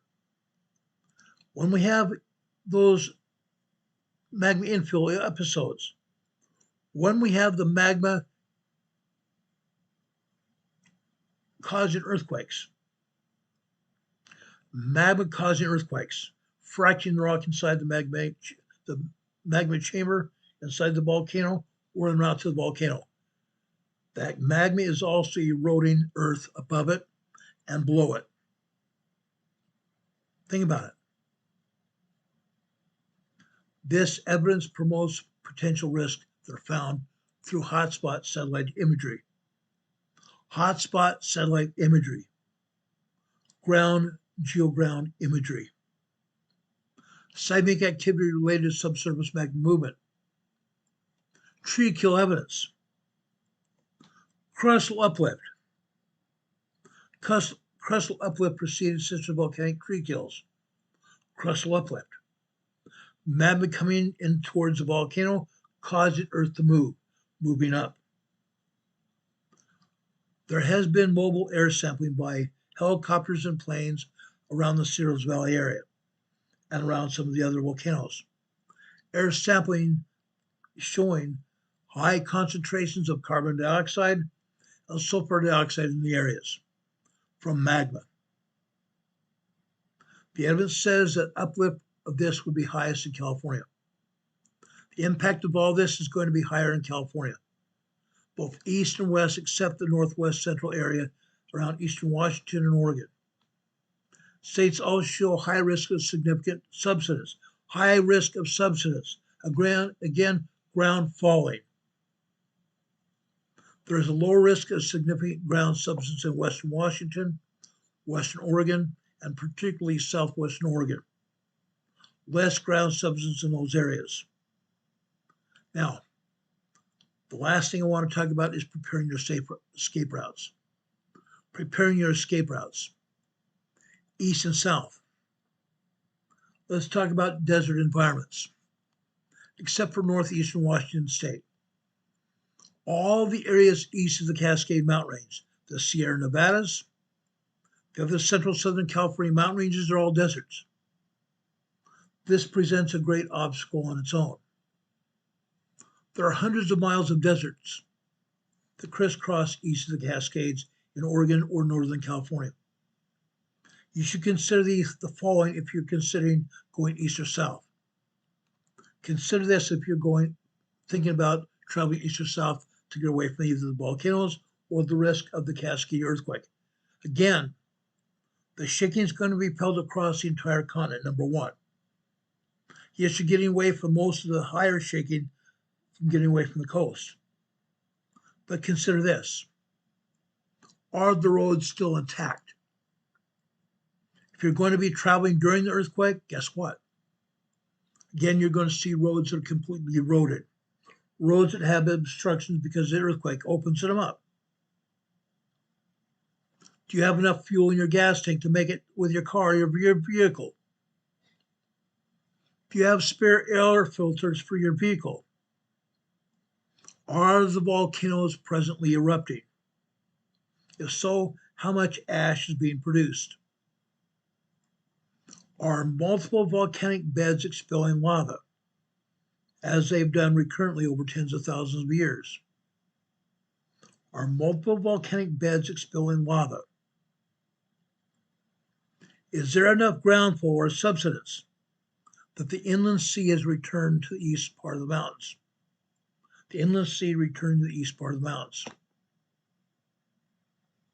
The ground falling could cause that. We've talked about this sometimes when we talked about the inland sea opening up. And if you look at the Navy maps, the old Navy maps, that inland sea goes all the way up to the places we talked about already today, all the way to Pyramid Lake, the Walker Lane Fault area, all the way from the Gulf of California, all the way to Pyramid Lake, inland seas. You need to think about that.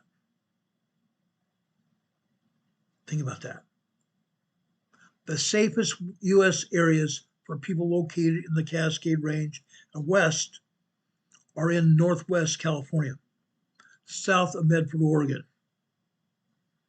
That is in accordance with what we found out through seismic evidence, seismogram evidence, looking at seismic from the volcanoes and the surrounding area, and also elevation assessments. Where are the earthquakes happening? How far high in the mountains are the earthquakes? What's going on? Is there lava infilled in those areas? If so, why? There is also an associate temporary safe area that might assist you. Safer areas, okay?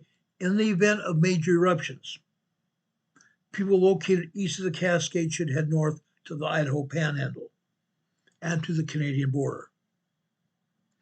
If you're located east of the Cascades, you should head north to the Idaho Panhandle and the Canadian border. The Oregon is relatively safe zone is bordered to Highway 199 to the west and Interstate 5 to the east. Highway 199 to the west and Interstate 5 to the east. The entry point is Cave Junction. The east entry point is Cave Junction. The north entry is through Grants Pass on Highway 236. Highway 238 is also the west entry point. Highway 238 is the west entry point. Okay? By earlier taking the West Pine exit from Interstate 5 in Central Point and connecting to Hanley Road, Highway 238, or coming up from the south of Interstate 5, you take the Fern Valley Road exit off of Interstate 5, turn north on South Pacific Highway, and then take South Stage Road west, which connects to Highway 238, Highway 238 exit. I expect this will be added to the defining area of the safe zones.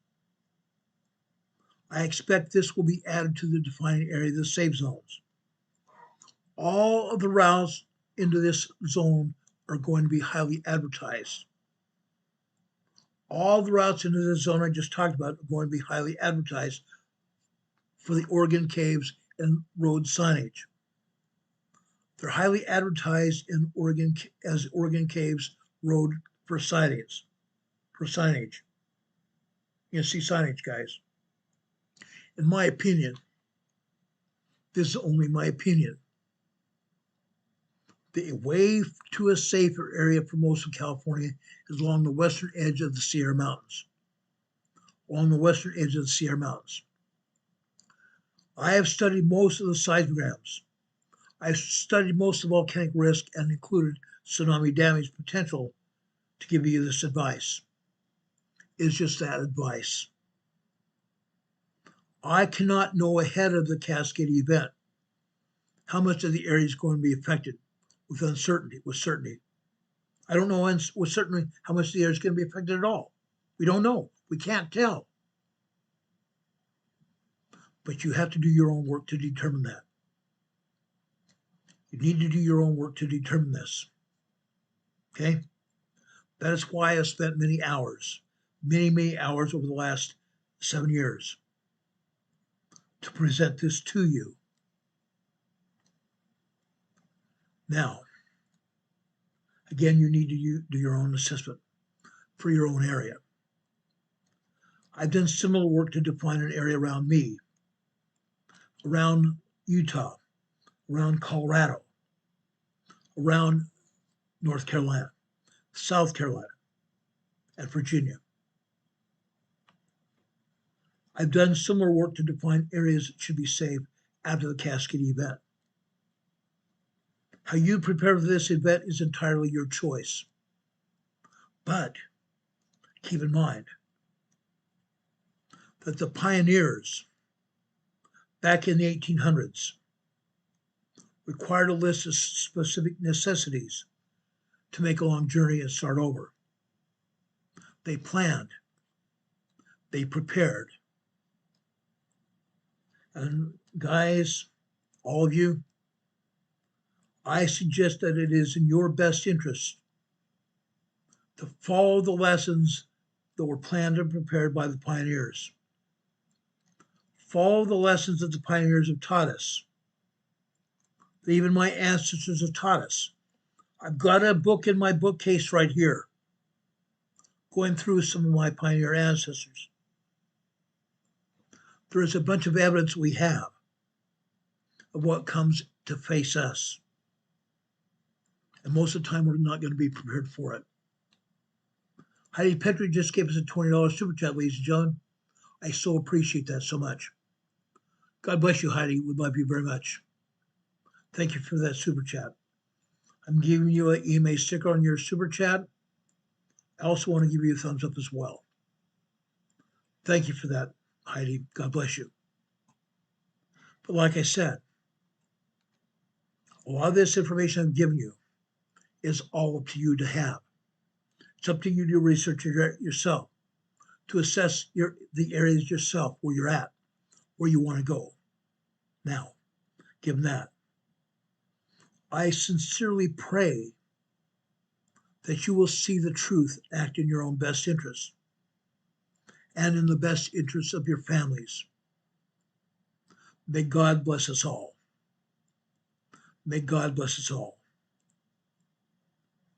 Now, guys, I've done a lot of research.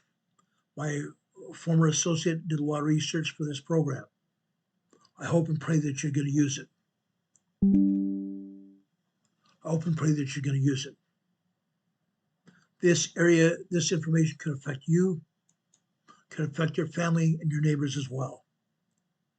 I hope you can use it. Use it well. Use it to assist yourself to be safe. To be safe within your own families.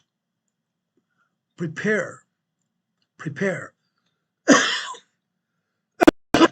Excuse me. In order to prepare for this, again, you're going to have a plan. Without having a plan, all this information I've given you is nothing. Nothing's worthless. You must have a plan. Write the plan if you have not done so already. Write it immediately. Begin it now. Begin it now. Second, make sure you have an emergency kit. Make sure you have an emergency kit. Third, make sure you have plenty of water. Fourth, make sure you have the clothing, both the regular clothing and coats and jackets, and even the gas mask or mask covering your nose and throat to keep you safe. Make sure you also have eyewear.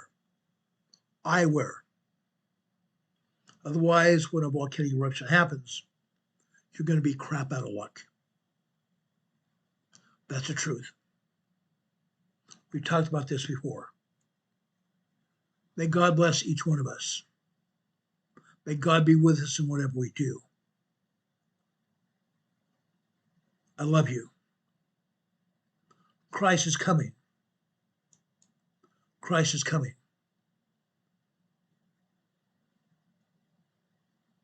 This is Friday. Palm Sunday is Sunday.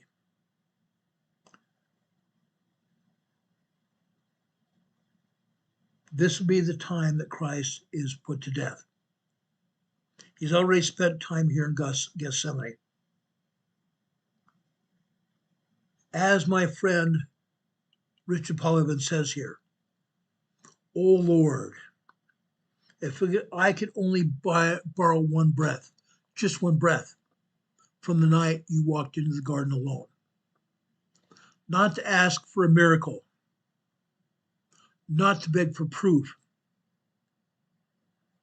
but to feel what it was like to be enough, just enough, without the weight of tomorrow's promises. And if you answered, I'd probably cry. Not because it hurt, but because I finally stopped pretending. I know how to carry it all. So keep the stars. Keep the thunder. Just let me sit here in the dark and believe you're still listening. Next Friday be the day or anniversary of Christ's death. He laid in the tomb for 3 days. Let's recognize that. Let's recognize that and stay close to our Savior. Find our Savior in your own lives. If you do so, you will be highly blessed. May God bless you. May God keep you and hold you in the palm of his hands. As I explained before, I love our Savior Jesus Christ. I have a strong testimony of him. He lives. He lives. He lives for each one of us. He died for our sins. I hope and pray that each one of us will take advantage of his atonement in our own lives. We have a chance to repent and take advantage of his atonement to become sin-free again, and thus be able to enter his kingdom sinless and ready for eternity with our families. I can't imagine eternity without seeing all of you, being with each one of you. I love you that much. Brothers and sisters, if you want to help us on this program, please, please here, go to our PayPal here. Go to our PayPal areas and give us donations to our program. Keep this program in the air. Keep us going here. It takes money, unfortunately. Also, guys, give us comments and questions after this program is over. Below this video here that you're seeing in your screen here, below this video, you're going to see comment section that YouTube puts up. Leave us positive comments. Also, if you enjoyed this program, please give us a thumbs up for this program. We'd appreciate it. Okay? Also, please, I should have told you this in the beginning. We hope that you will see this through the end of this program, from the beginning to the end. The longer you stay on this program, the better. The longer you stay on this program, the better. YouTube also monitors the number of people who watch this program. They monitor the length of time you're watching this program. They monitor the number of thumbs up you have here. They also monitor the number of comments you give us. Thank you for that. May God bless you. May God be with you to this end. May God bless you and keep you. If anything else happens tonight or tomorrow, we'll be back here on the program to talk about it as soon as the information becomes available. Otherwise, we will see you Sunday afternoon at 12:30, approximately 12:30, for another episode of Come Follow Me, the Savior Said, our Sunday School class. Again, we're going to be talking about the Savior, Jesus Christ. Let's be here for that Sunday school class, guys. We'd appreciate seeing you then. God bless you. God be with you until we meet again. We'll see you on the other side. Thank you for all your donations. Thank you for your help and support. We love you very much. Take care, everyone. God bless. See you soon. God be with you until we meet again. Good night. Sorry about that. Right there.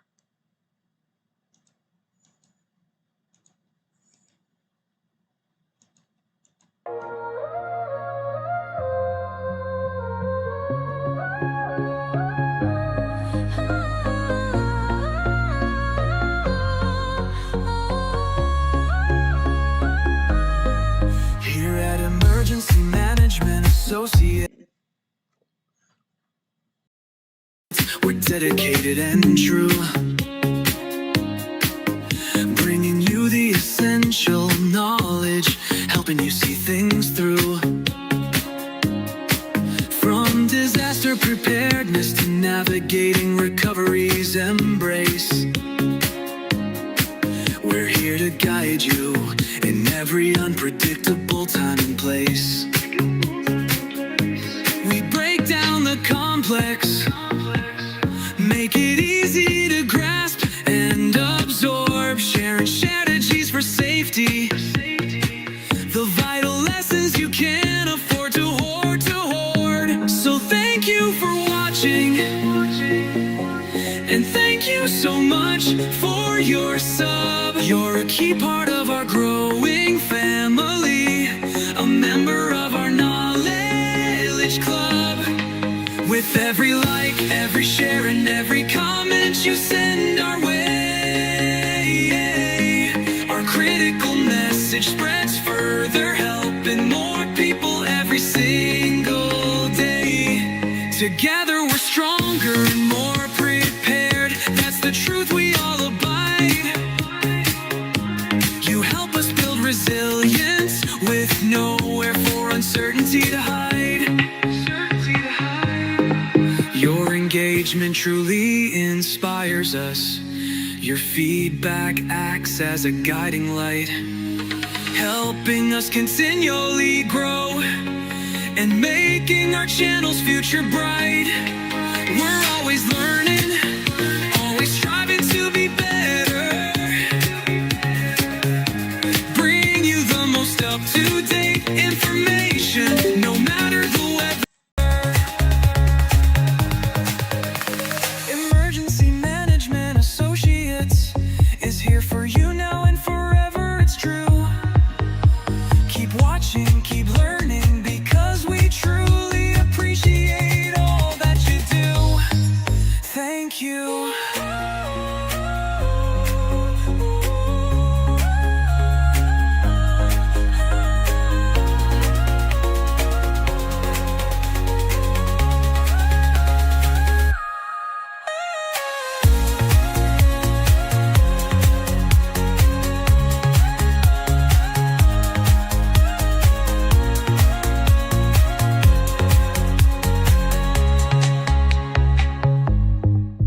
Thank you. Thanks, guys. We love you.